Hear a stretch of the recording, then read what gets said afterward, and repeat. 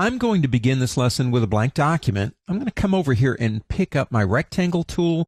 And I'm going to draw like a rectangle, something like that. And I'm going to go over and pick up my pen tool. I'm going to draw, I'm going to click right about here. Come up and click straight. Come down here and click straight again. Something like that. Now I can, if I want to balance that out a little bit, pick up my direct selection tool and say go to this corner right there and maybe make that down using the arrow keys just to make it a little bit prettier. That is not really necessary for the demonstration. Okay, I've got two shapes. One's open and one is closed. Now I've chosen the two colors because I want to concentrate on the stroke itself. I want you to really be able to see that stroke.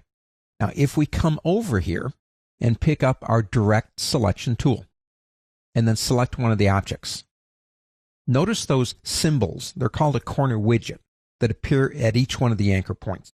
That's a new feature. I love this thing. It gives me something called live corners.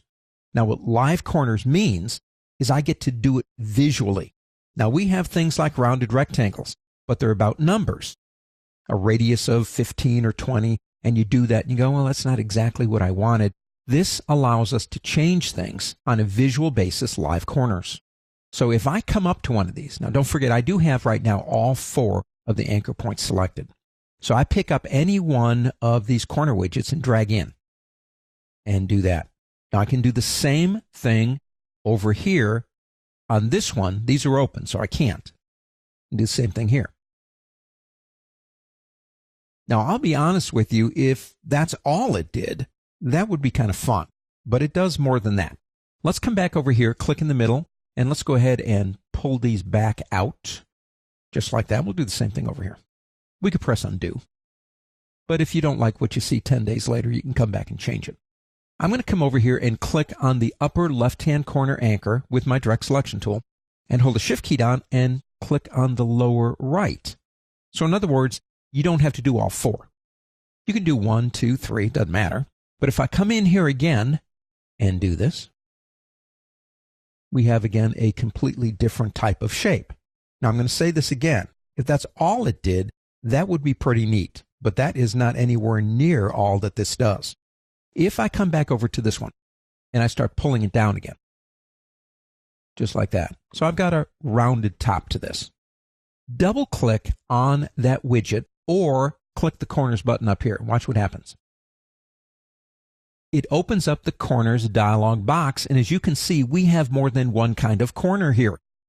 We have a rounded corner right here. We have an inverted rounded corner, and we have a chamfer. Now with that one selected, we can change it right here. We can also change it by radius if you want to do it down here. We have 2 rounding options. This one is not quite as severe as this one. It's more gentle, if you will. And if you like it, you click OK. But we're still not done. I would like to control the process of changing the corner as I'm drawing it. So if I come back over here again and grab onto this guy, notice it does select the area that it's influenced. And I'm dragging down like this. And I decide, well, maybe I want a rounded corner or chamfer. I stop dragging. I hold down the Alt key, that's the Alt key in Windows, Option key on a Mac, and click. And I can cycle through the 3. Now it does have a limitation. If I come over here again, let's go ahead and put it up like this, and I begin dragging down again, no Alt key now, just dragging. Eventually you get to the point where it is at its limit and it will go red. Take it back up, actually put it back to the way it was. Now, if you don't want to see the little widget, you can go up to the word View on the pull-down menu and go down to Hide Corner Widget. But any way you slice this, this is a really nice feature because it gets us more organically involved in what we're designing in a live view. We can see it as we work with it. And I love that.